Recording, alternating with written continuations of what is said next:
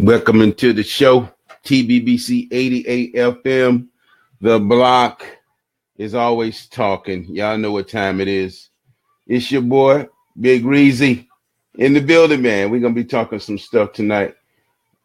Did we get the memo? You know, this is kind of where I am. And kind of where I am and how I feel and kind of where I think we missed the ball. You know, they dropped the ball on some things. So y'all welcome into the show, man. Really appreciate y'all joining. It's always a pleasure to be in the house. Always a pleasure to be in the house. Well, check this out. I was thinking, you know what I mean? That's me. I'm always thinking. You know, I go back and I listen to Dr. King, and I think I like the woke Dr. King, not the Dr. King who was focusing on necessarily doing something for civil rights. You know what I mean? The one who woke up and realized that it didn't cost the country a dime to ink in civil rights. You know, something that we should have just naturally had, you know, but then we know the course of why we didn't have it. We know that people were not in favor. There were certain groups who were not in favor of the black man really becoming anything in this country except cargo, something they brought over to, hold on a second, y'all. We're not in favor of the black. Make sure that wasn't. So, yeah, we were cargo, point blank. We were in the bottom of the ship. We were brought over for work purposes only and to be free labor. But at the end of the day, that doesn't mean just because white people intended to do something that was so horrific and so unchristian and all the stuff that they say they're about. But it doesn't mean that we shouldn't fight for what we should have in this place that we basically built off the backs of our free labor of our ancestors. So no, I like the Dr. King who wasn't talking about the dream shit. Now I can't even believe that people actually still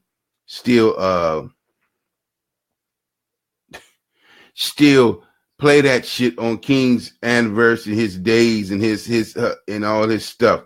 I mean, it's really embarrassing. Yeah, I'm multitasking. Y'all know how we do here. It's embarrassing. It's disrespectful to even be putting out the going to the freaking mountaintop and looking over and seeing all the hands and all that bullshit. The brother was woke way beyond that. He was at another level, man. You know, and that's the one that it shocks me that black radio don't even play it. You know, they played that bullshit, you know, that I had a dream. No, the dream, he said, was that he led us into a burning house because it didn't cost the nation not a dime to do or give us what should have been rightfully ours anyway. And it's not like we didn't contribute anything to this country, this society. We're the reasons why it is what it is today. You know what I mean? And it would be more involved if we wasn't held out of every aspect of being great. Our greatness had to be at such a level to make white folk just have to be like, well, damn, he's just so fucking great. We just got to accept him. You know what I mean? So that's kind of how they got it going. But like I said, I like the Dr. King. Did we miss it? Did we miss it?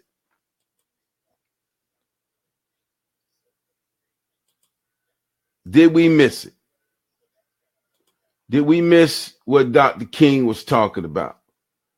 You know, the second one, the one that they had to murder because the message that he was getting ready to bring the second half. You know how the game is. First half don't mean shit. First half, we got a little win, but we didn't get the championship. You know what I mean? So now Dr. King was going back for the championship. That's what he was getting ready to do. So, this is why he had to go.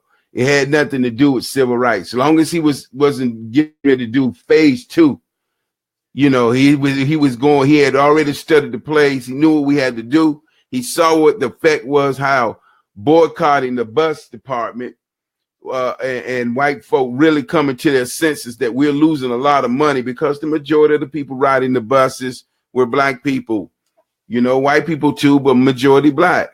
You know what I mean? Because that we was coming into the system, so we didn't have it. You know what I mean? So, but what I'm saying is, Dr. King had another level of stuff, man.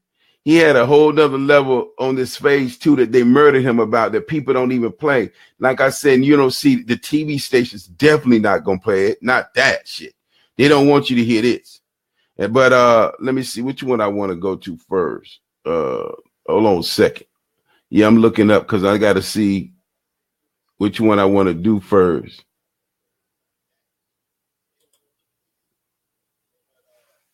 So yeah, I think I want to do. Hold on a second. Let me get rid of something. Yeah, man. So this is gonna be awesome, man. So I want y'all to sit back and take the ride with me. We're gonna go down in the mind of Dr. King, the one that we don't follow. Why is it that black people? I got this right here. This is what I want to ask right here. Why didn't Black America accept the memo? Dr. King left the memo. Jesse and them suckers went up with some punk dudes, bro. They wasn't there for shit. Once they killed King, them cowards wasn't gonna do shit. They wasn't gonna step up and put their life on the line because they knew they saw what had happened to King. So understandably, if you ain't got the balls to do shit like that, you probably not gonna do it. Point blank. You just not gonna put your life on the line. So Jesse and them did exactly what they did. Now I talked to Hosea Williams, who was right there with Jesse and them. And they said Martin clearly told everybody not to get into politics simply because they said that King said that if it comes a time where you have to step up for your people, if you put your hand in the devil's pot and you accept the devil's gift, and when the devil calls on that favor back to you, and it's going to be at a time where you're going to have to fight the system or your people. Which one you're going to go with? So when that time comes, King said you won't have you won't have nothing to fight with because you already once you accept the gift, you accepted that when you call on a favor, whatever that favor is, I need you to do it. And so it held all them Negroes to bay. They weren't going to come up against the system. Now they tried to come with their little slick ways, Rainbow Coalition, just little pacifiers. Nothing going to do shit. But you ain't going to come up against the system. We're going to try to figure out how to make you work in conjunction with it, because once you sign your name on the dotted line, God damn it, you don't sign it. But this is King. And this is what got the brother assassinated. So check it out. Of racial injustice and economic injustice cannot be solved without a radical redistribution of political and economic power. We read one day, we hold these truths to be self-evident, that all men are created equal, that they are endowed by their Creator with certain inalienable rights, that among these are life, liberty, and the pursuit of happiness. But if a man doesn't have a job or an income, he has neither life nor liberty and the possibility for the pursuit of happiness. He merely exists. I just want to pause it. What I wanted to make sure we understand is this. King wasn't talking about individualism. He wasn't talking about you go get yours, you go get yours. He was talking about how we work as a group. He understood that this thing only works if we work as a group. It ain't got nothing to deal with how much the fucking money you got, or if you're a superstar or whatever the fuck you are. It all supposed to be put into a pot. He was talking about Black America coming together, understanding that we have more power as a group than we do separated, divided. Do you know what happens? So a fist is the strongest weapon that you have. And this is what he's talking about. So this is the king that they're not going to show you during holiday, during 12 months of the year. You're not going to hear any of this right here. But this is the king that had to get assassinated because he had too many people following him with the economic message. But this is where we are, unfortunately, today as a group, not individuals. Everybody got coins, you're living. But I'm talking about as a group, we haven't moved 1 inch from where King is talking about right now to where we are in 2017, soon to be 2018. Here we go. Estimated that we spend $322,000 for each enemy we kill in Vietnam, while we spend in the so-called war on poverty in America only about $53 for each person classified as poor. The promises of the Great Society have been shot down on the battlefield of Vietnam, making the poor, white and Negro, bear the heaviest burdens both at the front and at home. The other thing I want you to understand is this, that it didn't cost the nation 1 penny to integrate lunch counters. It didn't cost the nation 1 penny to guarantee the right to vote. But now we are dealing with issues that cannot be solved without the nation spending billions of dollars and undergoing a radical redistribution of economic power. You're not going to see this. You're not going to see this one here. No. No black networks. Nobody runs it. All labor has dignity. Yes. But you're doing another thing. You are reminding not only Memphis, but you are reminding the nation that it is a crime for people to live in this rich nation and receive starvation wages. America's opportunity to help bridge the gulf between the haves and the have-nots. And the question is whether America will do it. There's nothing new about poverty.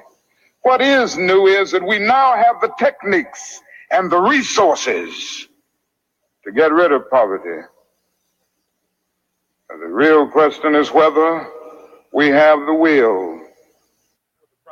At the very same time that America refused to give the Negro any land. Y'all listen real careful to this. Through an act of Congress, our government was giving away millions of acres of land in the West and the Midwest, which meant that it was willing to undergird its white peasants from Europe with an economic floor. But not only did they give the land, they built land-grant colleges with government money to teach them how to farm. Not only that, they provided county agents to further their expertise in farming. Not only that, they provided low interest rates in order that they could mechanize their farms. Not only that, today, many of these people are receiving millions of dollars in federal subsidies not to farm, and they are the very people telling the black man that he ought to lift himself by his own bootstraps.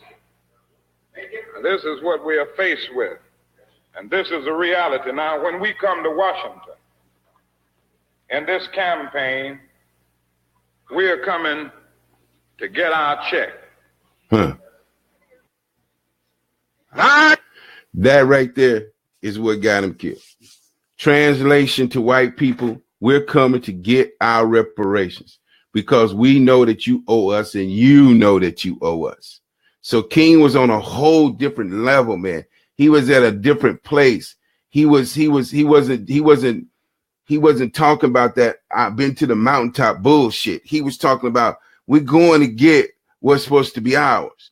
And he was talking to the people and trying to get them energized to understand that this is not going to be an easy battle because the people that we're going up against are some ruthless thugs, killers, who will do anything in their power to make sure that you never achieve group. Listen, group, Group, group economics. Because if you ever achieve that, then you become a very, very powerful people. And Dr. King at the time had millions of blacks following him. He had a lot of people because he achieved it. It gave the appearance, even though it wasn't the ultimate thing that we needed. He achieved the hurdle. He got over the hurdle. He got the civil rights things, and it made a whole lot of other things happen. So now the people believe a little bit more, because you got to know Negroes ain't never wanted to ever come up against white people. We are afraid to fight against them in any form. And I am not talking about weaponry fight. I'm talking about there's other ways that you can affect America without having to put your life on the line. I believe economic boycotts are the most powerful thing that we have today. It doesn't require us to put ourselves in any harm's way.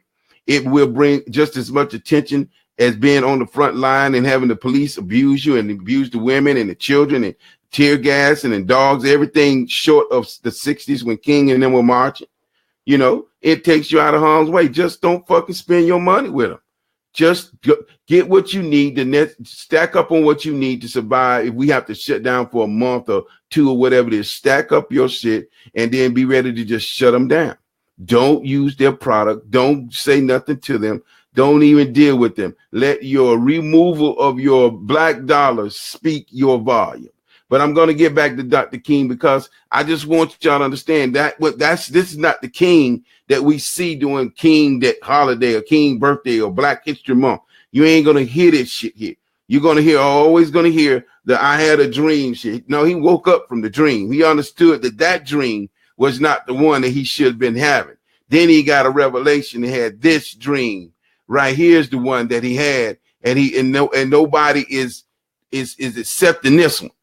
We want the dream we're okay with, but Black Americans don't want to accept this king. This king here was on a whole nother different level, because him and Malcolm X were beginning to talk, and they would get ready to do some things. Very dangerous brothers back in those days. And so this is what they had to stop right here. I come here tonight and plead with you. Believe in yourself and believe that you're somebody. As I said to a group last night, nobody else can do this for us. No document can do this for us. No Lincolnian Emancipation Proclamation can do this for us. No Kennedonian or Johnsonian Civil Rights Bill can do this for us. If the Negro is to be free, he must move down into the inner resources of his own soul and sign with a pen and ink of self-assertive manhood his own Emancipation Proclamation. Better hear what he just said. You better hear that. There ain't no dream shit. This is phase 2. Second half of the game. Don't let anybody take your manhood. Say it again, brother. Be proud of our heritage. As somebody said earlier tonight, we don't have anything to be ashamed of. Somebody told a lie one day. They couched it in language. They made everything black, ugly, and evil. Look in your dictionary and see the synonyms of the word black. It's always something degrading and low and sinister. Look at the word white. It's always something pure, high, and clean.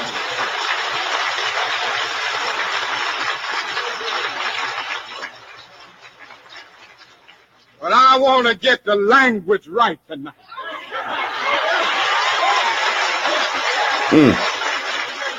Y'all ain't hearing. I want to get the language so right that everybody here will cry out, yes, I'm black, I'm proud of it, I'm black and beautiful. What is the relationship between this and the reality of the... Now check this out. Well, to leave Martin out of it for a moment. Martin's very rare, very great man. Martin's rare for two reasons. Partly because just because he is. And because he's a real Christian. And he really believes in nonviolence. He's arrived at something in himself, which permits him, allows him to do it. And he still has great moral authority in the South. There's none whatever in the North. Poor Martin has gone through God knows what kind of hell to awaken the American conscience. But Martin has reached the end of his rope. There's some things Martin can't do. Martin's only one man. Martin can't solve the nation's central problem by himself. There are lots of people, lots of black people I mean now, who don't go to church no more and don't listen to Martin, you know.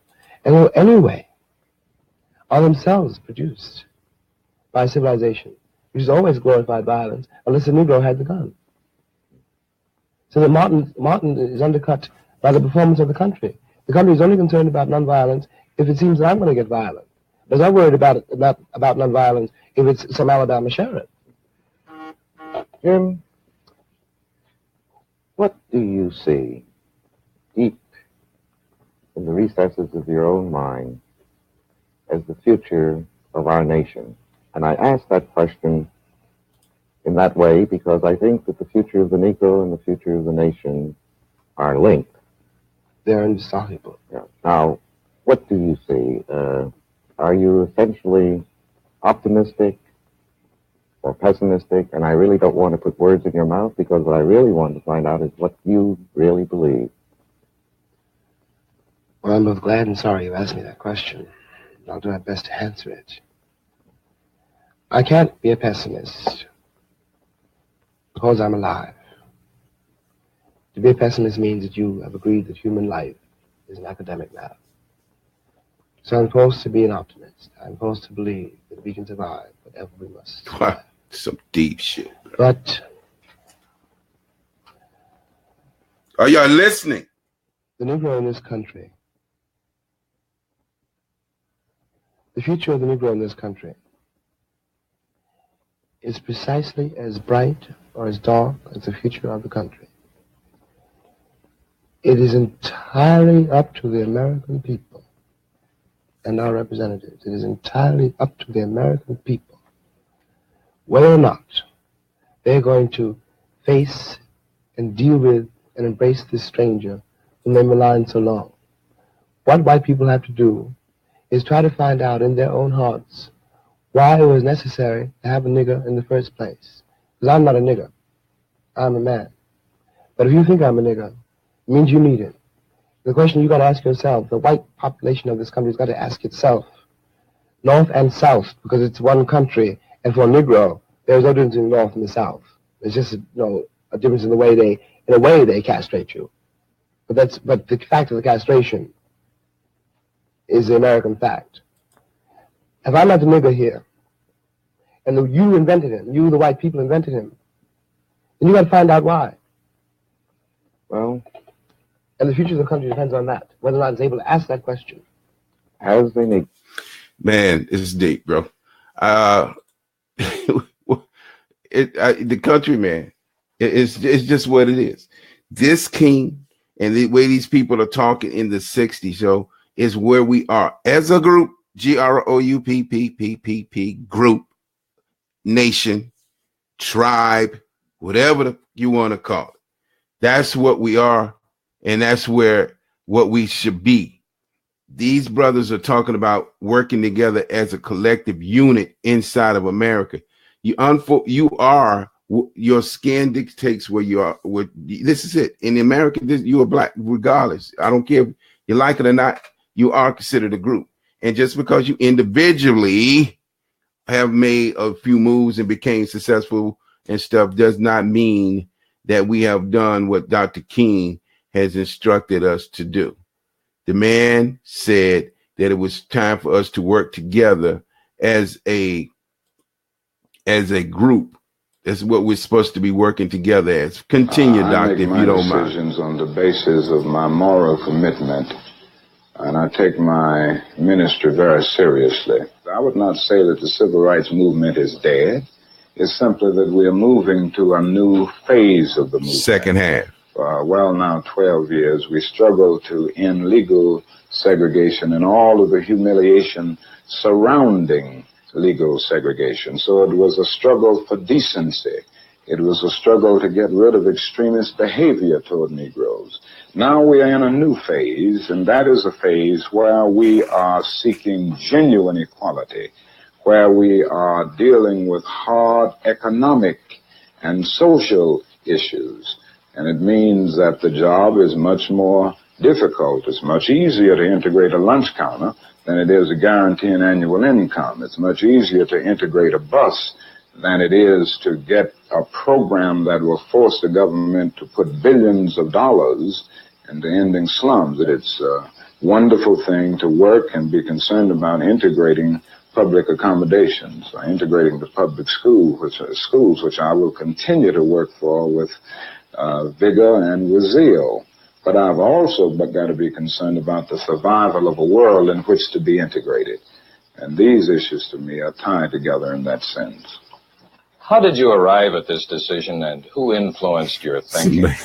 How did you arrive at this? For several months, and finally I went away to write a book in Jamaica, where I had a chance to reflect and meditate and do a great deal of thinking about the war in Vietnam. And I came to the conclusion then that I had no alternative but to take a vigorous stand against the war. Dr. King, when you speak out against this war, do you speak as a Negro opponent of the war? Is there something especially anti-Negro or racist about the war that impels you to speak out? I cannot overlook the fact that I am a Negro. It is simply and that this war amazing. Is doing a great deal to destroy the lives of thousands and thousands of my brothers and sisters. We are dying physically in disproportionate numbers in Vietnam. Some 22 and 4/10% of the deaths, even though we are only about 11% of the population. The other thing is that we are dying spiritually and psychologically in disproportionate numbers at home in the ghettos. And I think the war itself accounts for our constant spiritual and psychological death here at home. I weighed the criticisms that I would get. I thought about even the fact that some Negroes wouldn't understand. You hear and this? Some respectable Today is Negro just like leaders that. who are more concerned about being invited to the White House than invited to the cause of justice. In the 60s, you had Negroes like this. Sick. Different king here, baby. I weighed all of this. You see this? As I waited and as I prayed over it, something said to me that you got to speak on this issue. If you don't speak on it and others don't speak, I'm not going to give up. I'll have even the rocks to cry out against this war. It's an evil war. No matter where it leads, no matter what abuses it may bring, I'm going to tell the truth.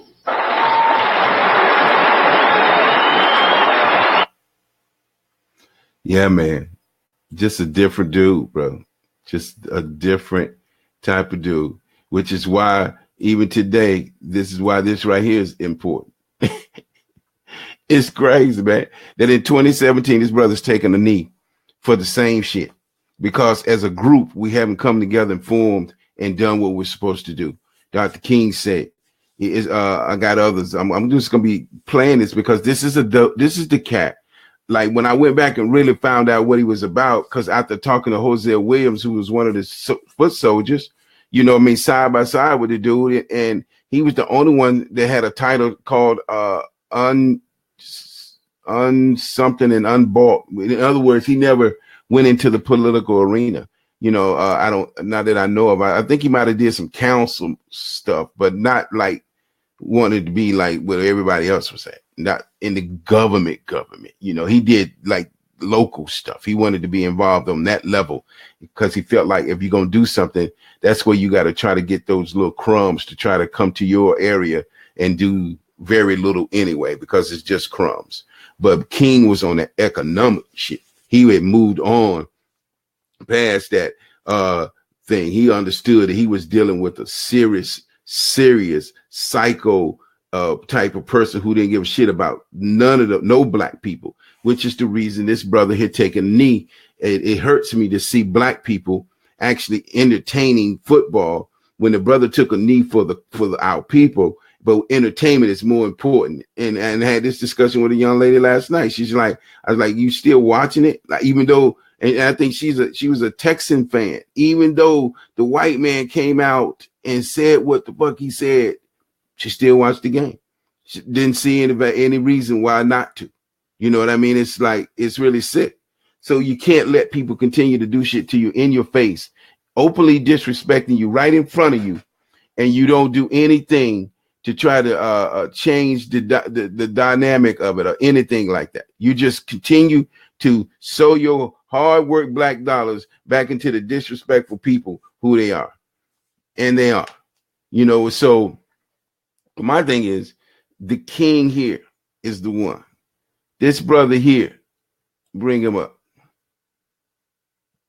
I just want to freeze him. That one. That brother there was on some different stuff, man. When he talking about phase 2, second half. When you talk about the second half, he was getting ready to do some crazy shit. You know, it was about the economics. It was about going to get the check. It was about he even spoke about black people boycotting the stores and stuff that they buy their everyday stuff from. It wasn't going to be an easy journey to get people to buy into that concept of what he wanted to do, because it wasn't going to be easy. Now you're talking about a different war. They didn't want you to have no civil rights. You know what I mean? Because they knew anything they give you to you was probably going to start the ball rolling.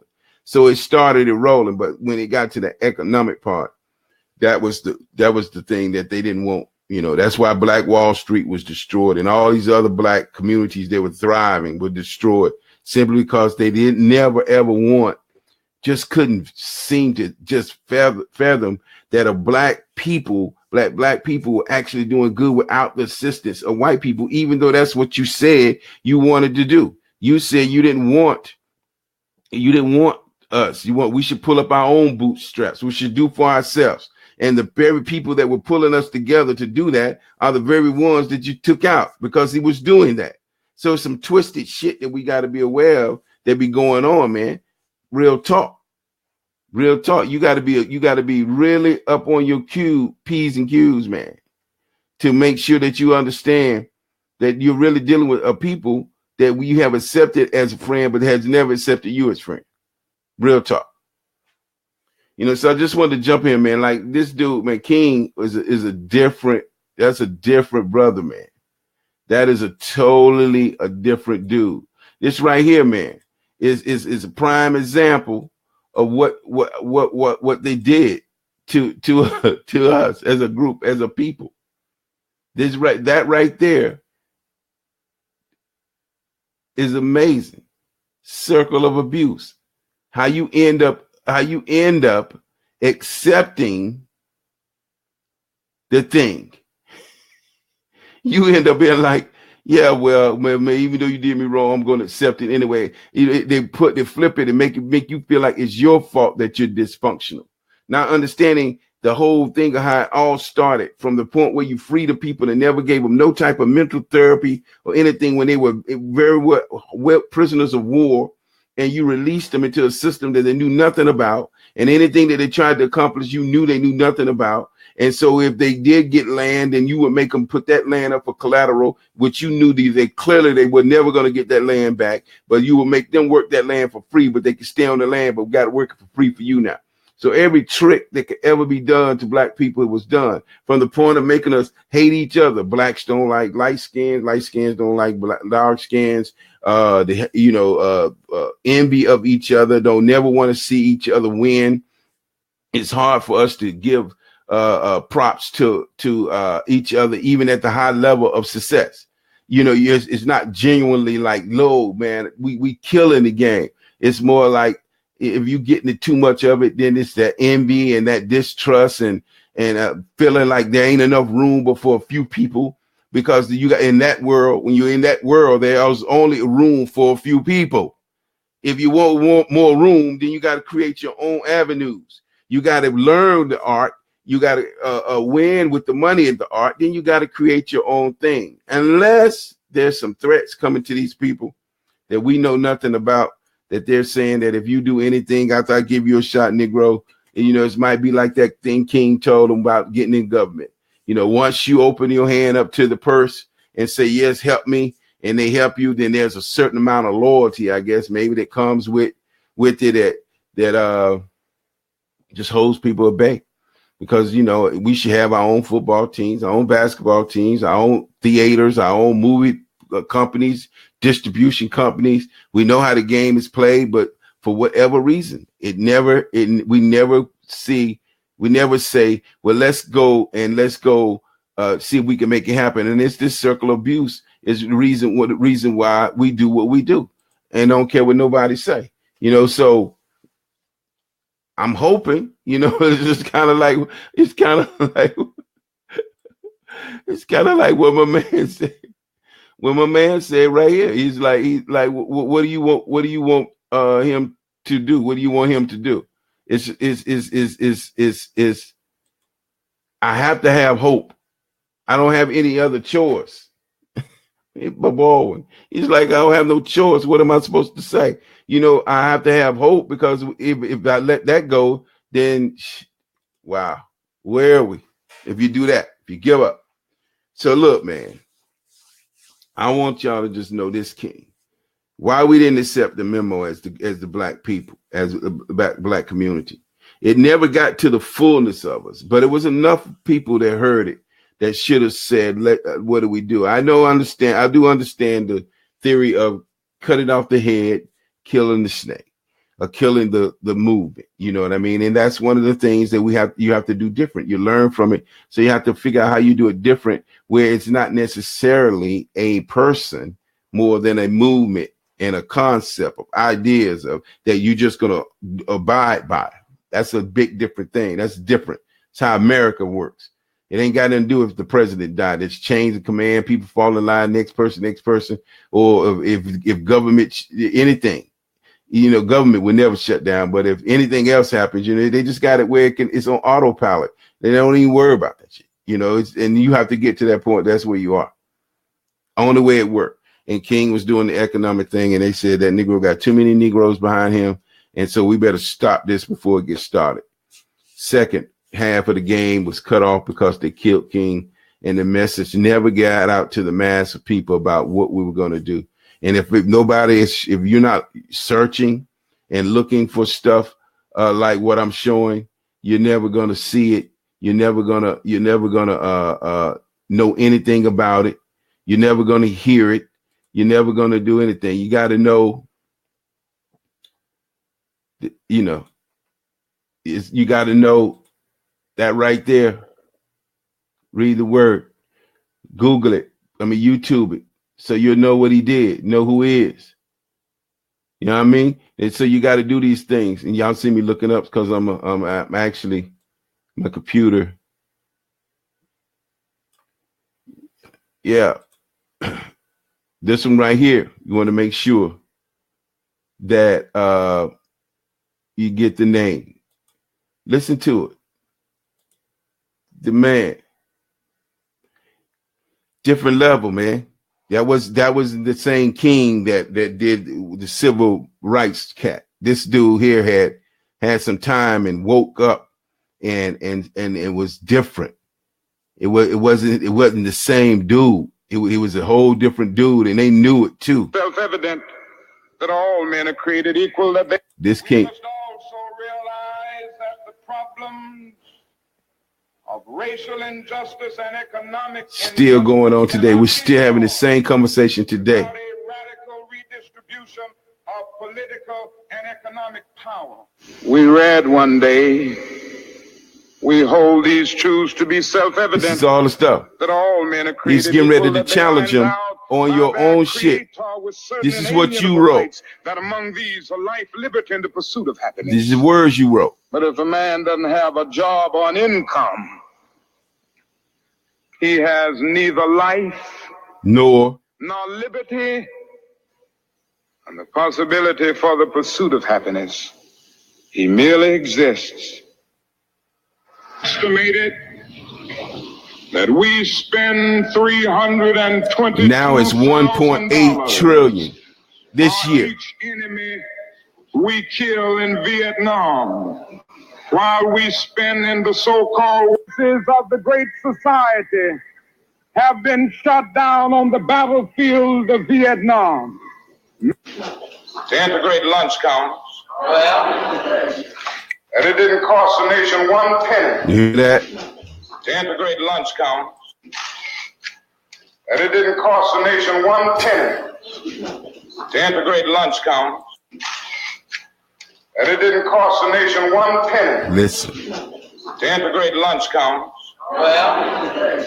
It didn't cost the nation 1 penny to guarantee the right to vote.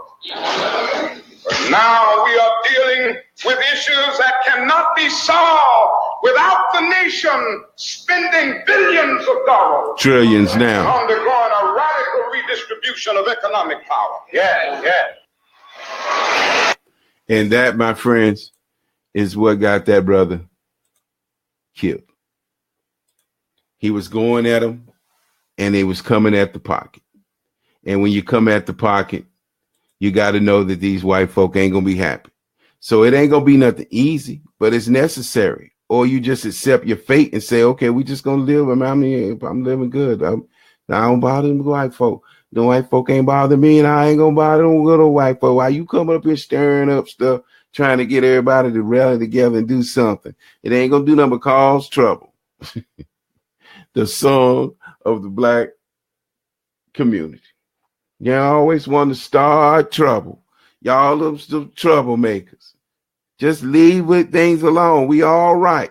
We ain't worried about if they got all the money. We clear they got it. Let them have it. Just let us live and don't cause no ruckus. I don't care if they call us son of a bitches. I don't care if they call us inmates. I don't care if they say we want all niggas dead. We don't care what they say. Just act like you don't hear it. Just act like you did. They didn't say it. Just act like that. It ain't gonna hurt nobody. Just keep it moving. If that's the fate, that's what we want, then still that's what it'll be. You know, I didn't think I would see a black president. I hope I get to see that black people come together sometime in our togetherness. I don't know if I live to see it, you know, but for the future of our kids and our communities, I hope and pray that we do get it together and understand that we are a group in America, that only way we're going to fix this problem is that we understand that it's economic problem. Dr. King, the one I just played tonight, clearly shows you that that's what it's about. It was economics. He said, when we go to D.C. this time, that was in Memphis the night before they were going to Memphis, the morning he got killed. When he's getting ready to go to have the march in D.C., the second half of the game. And he said, we're going to get our check. And all the people that was in the church, that was the spies, reported that shit. And the next day they had to take him out. They gave the kill sign. It came out of the government. Somebody up there gave the okay, the thumbs up. Go do it. Take him out. Be smart about it. And they already had an scapegoat who was going to be the gun person. You know, so it's like all that shit is set up. It's just how they roll. They've always been those thuggish cats, you know, but you got to have your own group, but you know what? You don't never see them messing with Farrakhan. So I know that working as a group, a large group of people, holds them at bay, and then being connected to a nation outside of this nation helps too, you know. But the mere fact that they don't come at them, man. You don't hear about.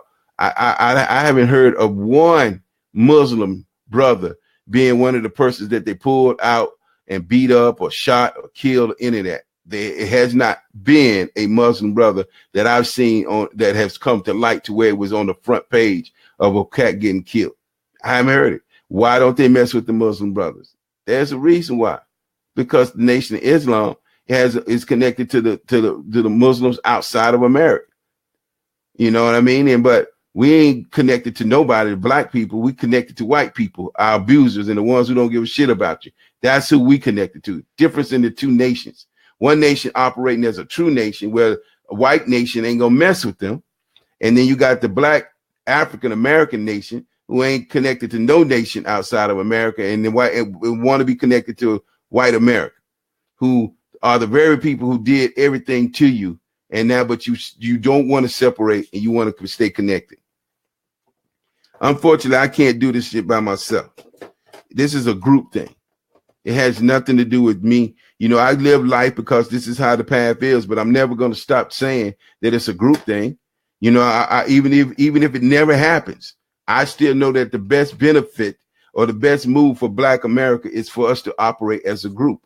Dr. King clearly woke up from the dream and said, we got to go get our reparations, our check, our money, make sure that this is an economic thing. What civil rights wasn't shit. You would have got civil rights if you'd have got economic rights first. Civil rights would have automatically happened because now you're in an economic position where you could demand your civil rights.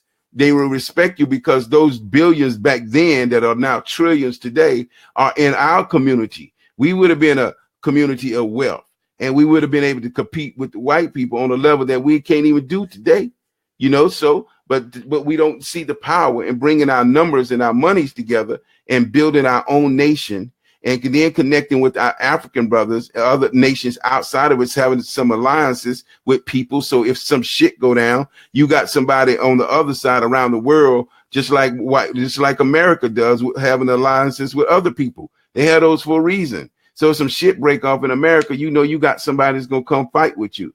So that's why the Nation of Islam don't get fucked with, because they got the Muslim nation outside of America that if you do something to their Muslim brothers, it's gonna be some shit go down. So at the end of the day, we don't have that connection. We got to connect. We connected to the enemy. Unfortunately, that's just how it is. And like I said, I got white friends and they cool. We do business and we do things together. That's just me. And everybody don't want to do that. But at the end of the day, I was just looking at some of the conscious stuff, just sidebar, some of the conscious community arguing and stuff. Like, you conscious, but I ain't seen that thing really bring the Black communities together. And that's mostly up in the North is where that community is. But I don't see like a whole, I don't see a lot. I don't see it converting the communities into that movement. And so I don't know, what is it? Why won't we listen? You know, it is definitely a come together group concept that Black people just don't want to receive. And I don't care who's bringing the information, how much it is, and even the churches can't fucking come together. None of them work together as a group. They all got their own groups individually. You can't even get the Christian community to come together and work together. All the Black churches come together and do something right. You can't even get it. It would never fucking happen. Everything is set up on the individual things. I got my posse over here. You got your posse over there. We ain't gonna never do shit together as a group. It's sad. And you would think they would be the ones who would be teaching the community how you work together. But they don't. Come to my church, huh? Yo, you come to my church. Or you can go to that church. And in the church, in the Christian community, everybody got their own rules, all these denominations, just supposed to be one God, one Christ, and that's it. But you got all these rules, all these things going on. It's just so divided. Everything is so divided when it comes to us. And then for you people who say that the Black churches in these Black communities ain't supposed to do something, I tell you what, when you go into a white community to see the white churches, and the white churches that are in those communities look pretty good. And the church is playing a big role in those white communities. The church plays a big role in white communities, but they don't, but the Black church don't play a big role in the Black communities. Let me say that again. White churches in white communities play a big role in the community. Black churches in the Black community don't play big roles in the Black community. They play roles of doing shit in Africa and this other thing and this thing, not realizing that you really got to come together as a group in America. That's what the world is waiting on, for niggas to wake up and say, okay, everybody's done really good and everybody lives as individuals. But what are we doing as a group of people? What are we doing as a nation? There's a nation's waiting on us to get our shit together. And we don't know, we won't do it. We just won't do it. For whatever reason, we won't. But Dr. King, the one I'm talking about now, this brother right here, that brother there was on some whole nother different stuff. He was talking about economics, bringing people together, boycotting businesses that we use on a daily basis, and stuff like that. That's what he was talking about. Boycotting. I think it was Wonder Bread, Coca-Cola, anything, whatever they did. The same thing they did with the buses. They were going to do it to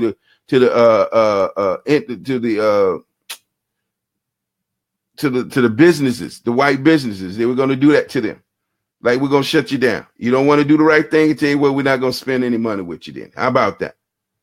And even back then, the black dollar made a whole lot of sense to white folk. So now, here we are, 2017, with my man right here. Yep. Carlin Cat.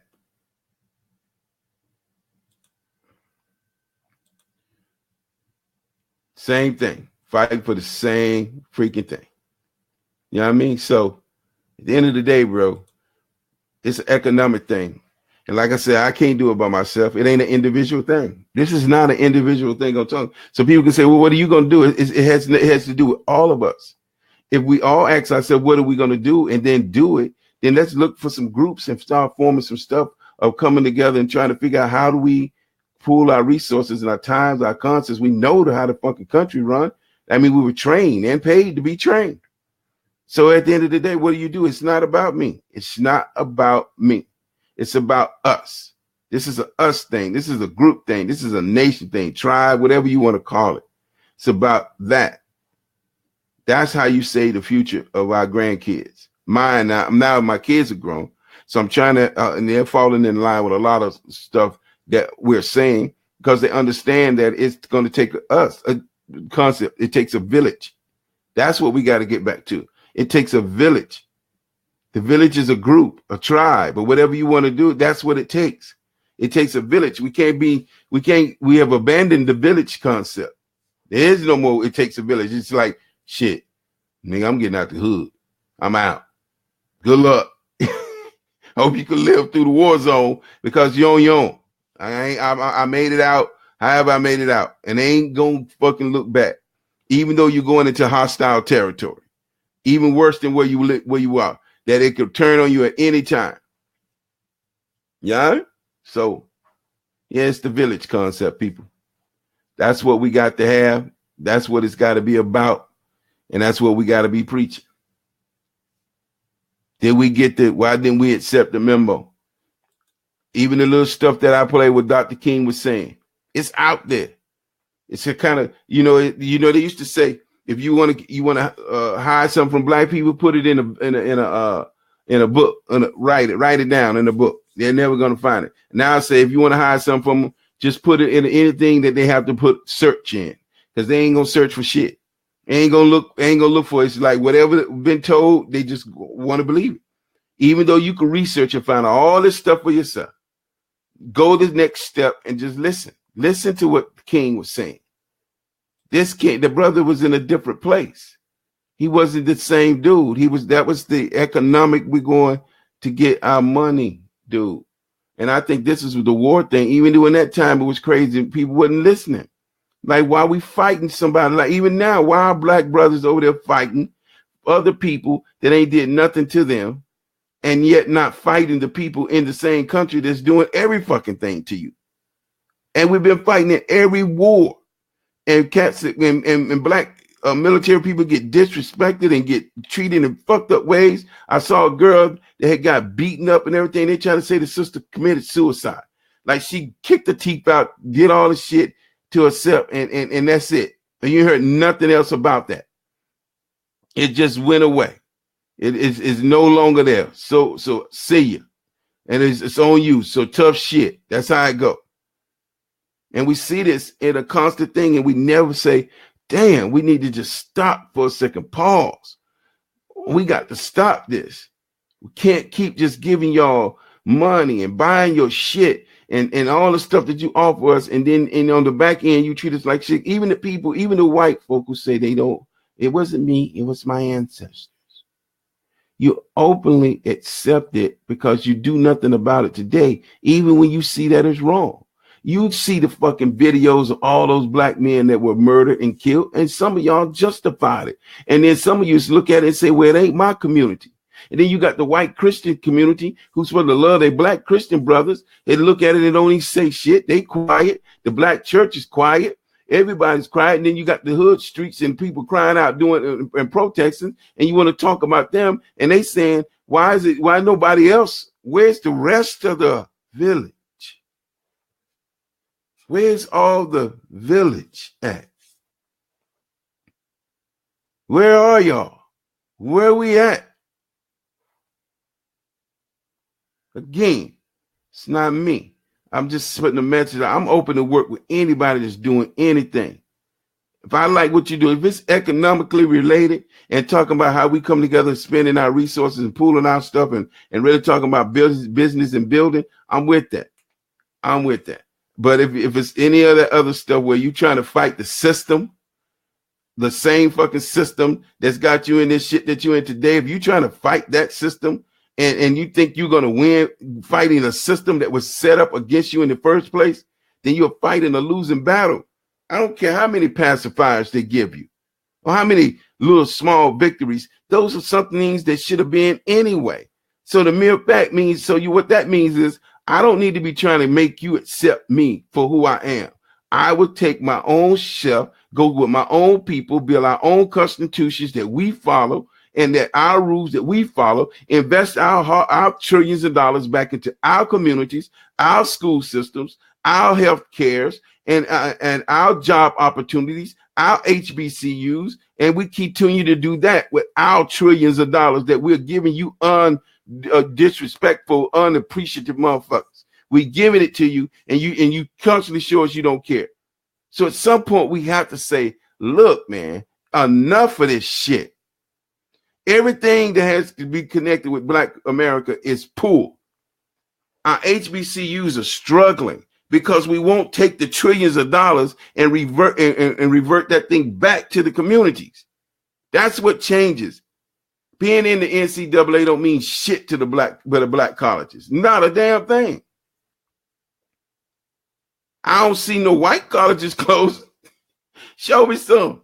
Show me some of the white colleges. Matter of fact, most of the lower level colleges are coming up. They're getting like there's so many great black athletes that they stealing to now the top schools, the first, second, third, and fourth, getting great players, and they making bowl runs and getting paid at these little low schools that should be the HBCUs. But we don't even get to the bowl games. They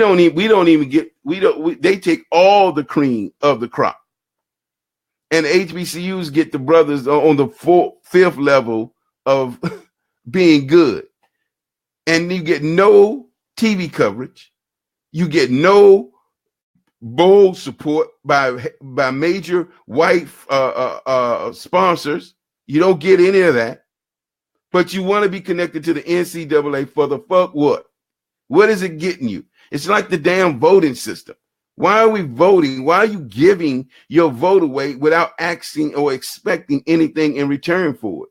We got to stop being these people who they just know they could do whatever because we just going to do stupid shit because we've been trained to do stupid shit. So what do? This got to get back to what King was saying. And I ain't even talking about in no battle where it's a war. I'm talking about an economic hold up of shit.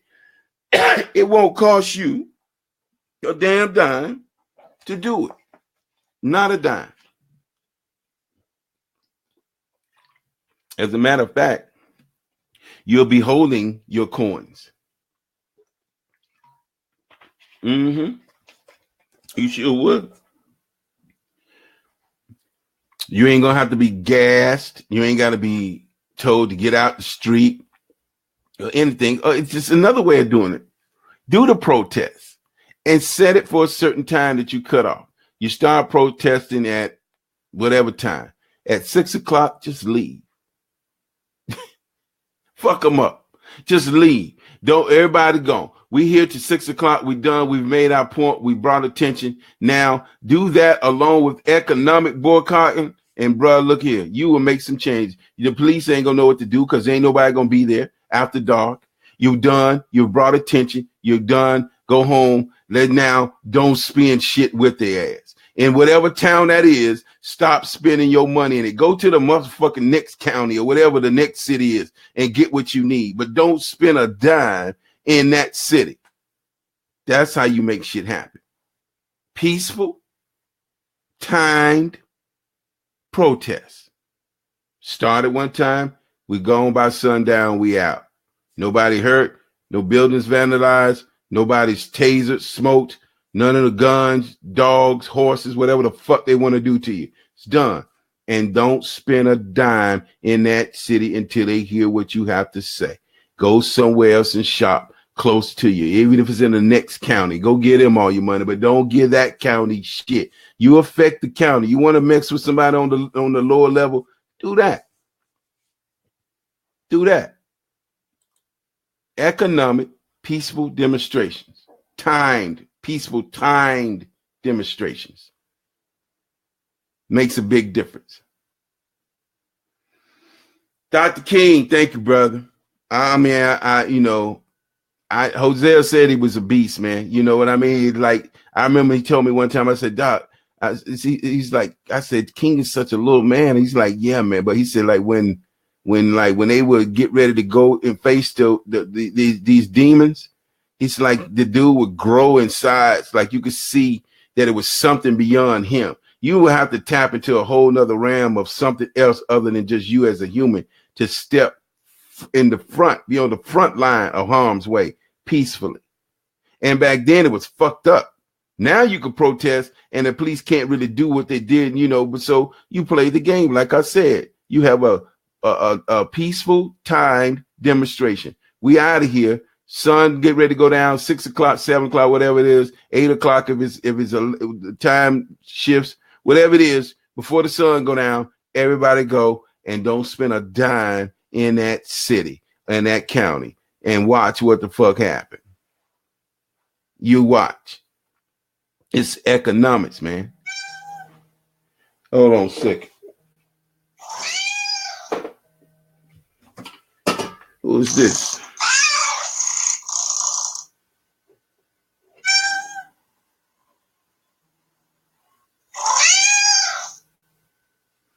Sorry about that, y'all. Anywho, that's my ringer on my phone. I know it's weird, right? But I guarantee you, I don't have any problems with knowing when I get a call. There's no problems. All right, I had to cut that off for a second. Well, I gotta go, man. That was the wife. I gotta go check in, see what's going on with her. She's out there on the road. Be safe. Y'all make sure y'all go check out that escape tour. They're out there doing that. So been a pleasure, man. Always a pleasure. I just want to know, man, I'm gonna run this again. We're gonna be talking about Dr. King for a minute. So y'all get ready. I'm gonna try to energize us, let people know it's a group thing. It has nothing to do individually. This is not me. I can't do it by myself. I need each and every black person that is breathing, listening, and hearing this message to wake up, figure out how you want to work together as a group, and put that in your mind that you're gonna make a choice to choose to work as a group in America, so that the future of our kids is brighter than it is today. You know what I mean? So let's do that, man. All right. So it's been a pleasure. Y'all make sure y'all remember it's TBBC. FM, the BLOC is talking. We always talk about stuff, but I'm always talking about solutions and working together as a group, because that's what I believe is what we have to do as people. We have to come together and work as a group. That's what Dr. King was talking about. That never gets played, ironically, on his birthday or the times of Black History. You're not gonna hear this shit because I don't know why. Even on Black networks, they don't play it. It's I have a dream. One day my children are all dream. He said, look, that shit ain't working. We got to go get our money. That's what he said. So, all right, man. Peace and love to y'all. Y'all keep grinding, man. Keep focused. Let's hopefully get this thing together. It's your boy Reason, man. It's been a pleasure. It's been a pleasure. I'm out. We'll holler.